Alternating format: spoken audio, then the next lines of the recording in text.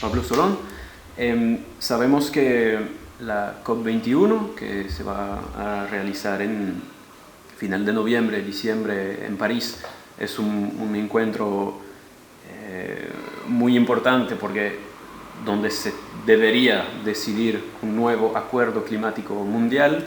¿Qué podemos esperar de este encuentro? El tema de fondo no está en negociación. El tema de fondo es cuánto deben ser las reducciones de gases de efecto invernadero hasta el año 2030. Y este tema no se negocia.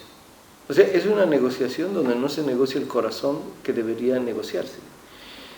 Porque el método que se ha adoptado es de que cada país hace llegar sus contribuciones voluntarias de reducción de emisiones. Ya han hecho llegar 155 países en el mes de octubre, y cuando uno suma todo lo que cada país dice que va a reducir, resulta que tenemos una brecha muy grande entre dónde deberíamos estar y dónde vamos a estar para el año 2030. En términos numéricos, el año 2030 deberíamos estar con unas emisiones mundiales anuales de 35 gigatoneladas de dióxido de carbono equivalente, y sin embargo, debido a que estas contribuciones o promesas de reducción de emisiones son voluntarias, vamos a estar en alrededor de 60 gigatoneladas de dióxido de carbono equivalente. O sea, hay una brecha de 25, es casi, nos estamos aproximando al doble.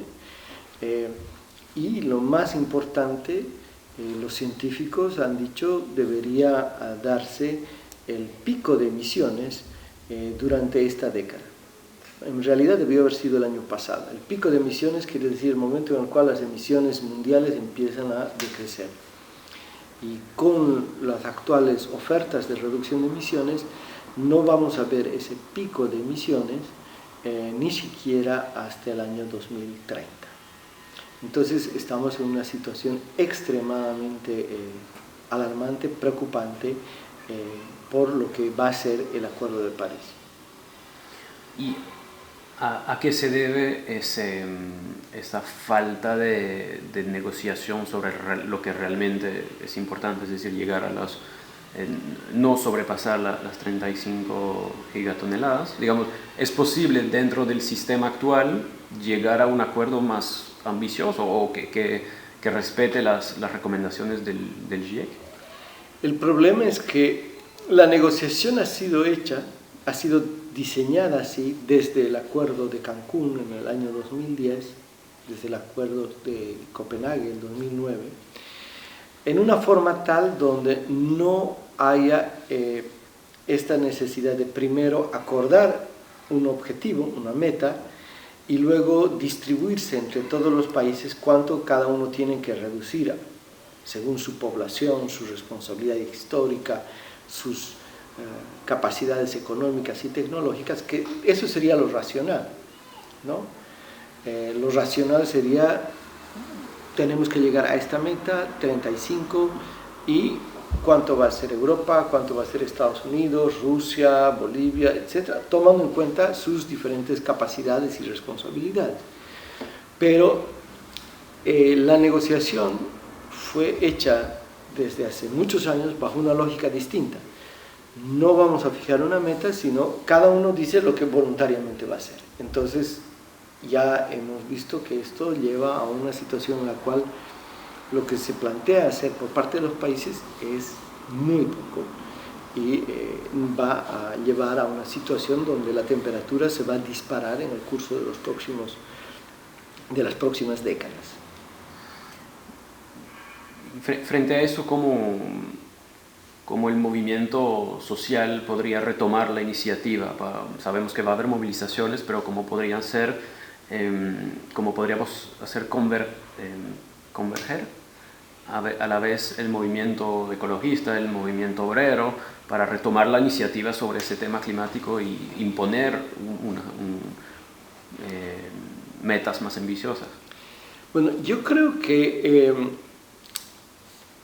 por más presión que pongamos, no vamos a cambiar la lógica de negociación. Yo creo que la solución al cambio climático no va a venir de un acuerdo internacional, no en el curso de los próximos años y quizás décadas. O sea, creer de que si en vez de poner 500.000 personas en la calle, ponemos 1 millón o 2 millones, van a cambiar súbitamente en una COP, sea 21 o 25 o 30, no creo. Yo creo que la lucha contra el cambio climático pasa por lo que se pueda hacer a nivel local, en cada país, en cada municipio. Uno, para enfrentar a las corporaciones que son las que quieren este acuerdo absolutamente laxo y flexible, porque es un acuerdo bueno para ellas. Son fundamentalmente las corporaciones del petróleo, del gas y del carbón. Toda acción para claramente visibilizar y enfrentar y denunciar estos sectores, como por ejemplo fue la toma de esta gran mina que se hizo en Alemania, que es Gelände, son, creo que, muy positivas y ojalá se multipliquen, tanto contra el sector del petróleo como contra el sector del agronegocio que está promoviendo la deforestación, la principal causa, la segunda causa de gases de efecto invernadero. Junto con eso es necesario apuntalar alternativas locales, concretas, soberanía alimentaria, transporte público. Creo que es un momento en el cual tenemos que construir las alternativas en lo concreto, en lo local.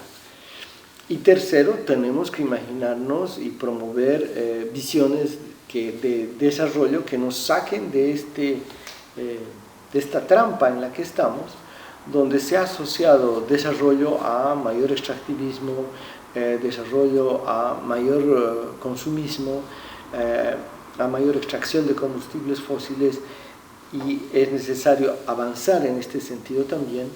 Por ejemplo, en el caso de mi país, nosotros tenemos emisiones per cápita muy altas, más altas que en muchos países de la Unión Europea. ¿Y por qué? Por la deforestación. Y es una deforestación que se produce para beneficiar fundamentalmente al agronegocio. Y lo que tenemos que hacer es precisamente promover esquemas de agroforestería, de convivencia con el bosque en la producción de alimentos, y de ninguna manera de destruir el bosque para apuntalar una agroexportación. O el tema de la energía solar, ¿no? En vez de invertir 3.000 a 5.000 millones de dólares para buscar más gas y más petróleo, porque el gas de Bolivia, sus reservas son hasta la próxima década, podemos invertir esa gran cantidad de dinero en una transición energética hacia la energía solar y hacia una energía solar comunitaria, familiar, de municipios, una transición que más bien empodere a la sociedad y que promueva una democratización y una descentralización de la producción y distribución de la energía. Sobre ese tema de los países de América Latina, ¿qué balance haces de lo que se puede calificar de gobiernos progresistas? Pienso en principalmente Bolivia, Ecuador, Venezuela, el eje del ALBA, los cuales en el ámbito social han llegado a algunas mejoras, pero en el ámbito ecológico se los ha calificado de neodesarrollista o también de un capitalismo andino. ¿Qué balance haces de esos gobiernos? Bueno, los gobiernos lograron un mérito, que fue recuperar el control de ciertos recursos naturales que habían sido privatizados y entregados a transnacionales, ¿no? El petróleo, el gas, y al haber recuperado estos recursos naturales, estas empresas que fueron privatizadas, estos estados han contado con mucho más dinero y esto les ha permitido hacer una serie de programas de tipo social que han repercutido en que hay una reducción de la pobreza extrema en los distintos países. Y este es un gran avance. Pero el gran problema es que desde un principio nosotros, por ejemplo en el caso boliviano, nos trazamos como objetivo que íbamos a estar con la extracción del gas y la exportación de gas solo temporalmente. El objetivo era financiar la diversificación de la economía. Y lo que ha ocurrido es que en vez de que ahora tengamos una economía mucho más diversificada, nos hemos vuelto más dependientes del extractivismo. Nos hemos vuelto adictos y no hemos hecho esa diversificación económica y por lo tanto ahora, por ejemplo, que caen los precios del petróleo y de los minerales, como están respondiendo los gobiernos, no es decir, bueno, hemos cometido un error, más bien ahora enfoquémonos a desarrollar estos otros sectores de la economía, sino que están respondiendo diciendo, bueno, a la caída de los precios del petróleo hay que responder con más extractivismo para sacar más petróleo, más gas y vender el doble para así compensar una caída del 50% en los precios o más. Entonces, esto se está volviendo, está creando unas economías que muchos les denominan rentistas, viven de la renta que generan estos sectores y no logran realmente una diversificación económica y sobre todo un modelo distinto de desarrollo que no sea seguir el ejemplo de los países desarrollados, que es un ejemplo que nos ha llevado a esta situación de catástrofe climática.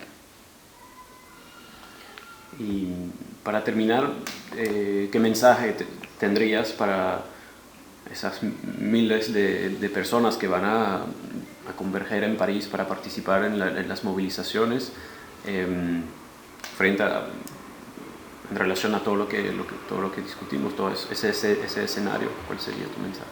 Yo creo que es muy importante tener mensajes claros. Hay que ir a París o hay que hacer demostraciones aquí en Europa, en Bruselas, pero con mensajes claros.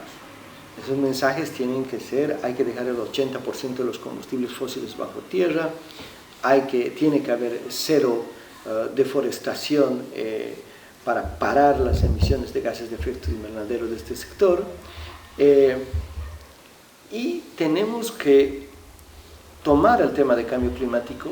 Lo que está haciendo la COP es un crimen y tenemos que denunciarlo como un crimen. El objetivo de la movilización no puede ser presionar para que hagan un buen acuerdo. Yo creo que eso es una ilusión, es llevar un movimiento a una frustración.